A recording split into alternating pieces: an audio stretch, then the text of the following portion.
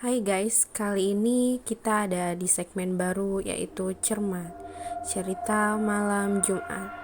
Kali ini cerita yang gue bawakan adalah cerita pengalaman seorang bakso di daerah Jakarta Timur yang ceritanya gue ambil dari Wattpad. Penasaran ceritanya gimana? Stay tune ya, dengarkan ceritanya.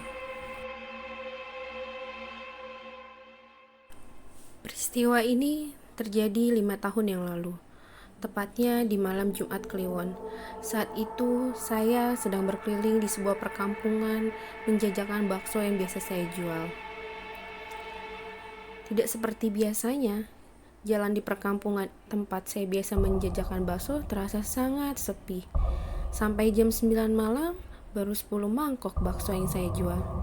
Sepi banget ya malam ini, kata saya dalam hati.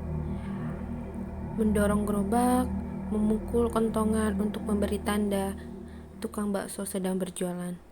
Tepatnya di sebuah pertigaan jalan, saya sempat bimbang mau belok ke kiri atau ke kanan ya. Dua-duanya terlihat sangat sepi. Akhirnya saya memutuskan ambil jalan ke kanan. Setelah itu melewati 2 rumah dan ada seorang wanita bergaun putih keluar dari pagar rumah memanggil saya. "Bang, baksonya 1 ya." "Oh iya bu," jawab saya dan saya lihat wanita itu kembali masuk ke dalam pagar. Saya pun langsung menyiapkan 1 porsi bakso yang dipesan. Setelah usai saya menyiapkan 1 mangkok tersebut, saya pun mengantarkannya ke rumah tempat wanita itu terlihat masuk ke dalam rumah. Tapi saat sampai depan pagarnya, saya heran.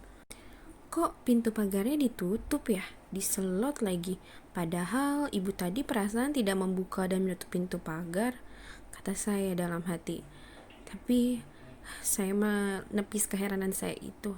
Saya buka pagar walaupun diselot, tapi tidak dikunci. Saya langsung masuk menuju pintu. Pintunya tertutup. Sampai saya di depan pintu, perlahan saya ketok pintunya.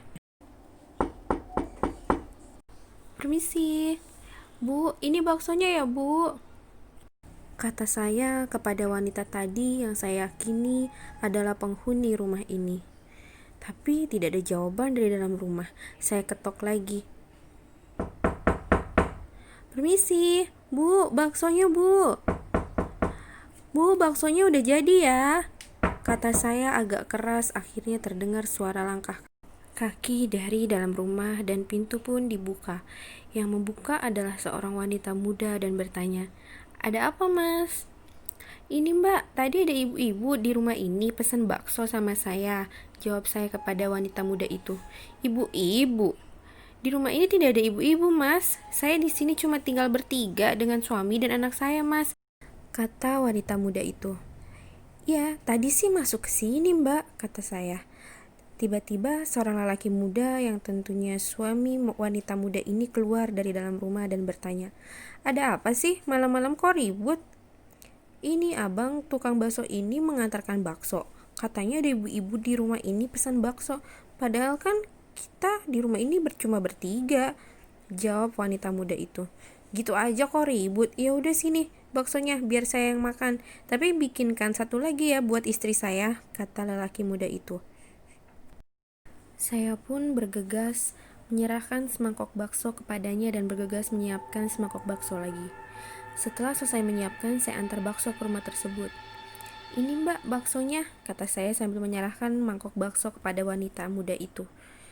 "Duduk sini dulu mas," kata lelaki muda itu sambil mempersilahkan saya duduk di kursi yang ada di teras rumah itu. "Oh iya mas, makasih," kata saya. Dia makan di teras, sementara istrinya masuk membawa bakso dan tak lama kemudian istrinya menyerahkan mangkok yang sudah kosong. Mungkin langsung dipindahkan ke mangkoknya sendiri. "Emang benar, tadi ada ibu-ibu pesan bakso. Jangan-jangan kamu cuma ngarang aja biar baksomu laku," kata lelaki itu yang berbicara kepada saya sambil tersenyum. "Untuk apa saya bohong mas? Saya kan tiap hari jualan di sini. Memang benar kok tadi ada ibu-ibu yang pesan," jawab saya kepada lelaki muda itu. "Ya, tidak salah, kata orang-orang di sekitar sini emang dia kadang-kadang muncul, tapi saya sampai hari ini belum pernah bertemu sama dia," kata lelaki muda itu. Hah? Maksudnya mas? Tanya saya lagi. Lelaki muda itu menjawab, kata orang-orang sini, sekitar sini, dia itu makhluk halus yang tinggal di rumah ini. Itu sih kata orang-orang. Kami sendiri yang tinggal di sini pun belum pernah bertemu langsung. Waduh, langsung merinding bulu kuduk saya mendengar penjelasan lelaki muda itu. Ada rasa takut menjalar di tubuh saya. Dan rupanya ketakutan saya terlihat oleh lelaki muda itu. Ya udah, nggak usah takut mas, biasa aja. Ini uangnya, kata lelaki itu sambil menyodorkan uang 20.000 rupiah kepada saya. Baik mas, makasih ya mas, kata saya sambil bergegas meninggalkan rumah itu. Setelah selesai saya letakkan mangkok di dalam gerobak dengan penuh rasa ketakutan. Saya pun langsung mendorong gerobak menjauhi rumah itu dengan penuh rasa takut. Oke guys, ceritanya cukup segitu dulu ya untuk hari ini. Next akan ada cerita-cerita horor lainnya yang tentunya tidak kalah menyeramkan loh. Oke, thank you for watching. See you the next video.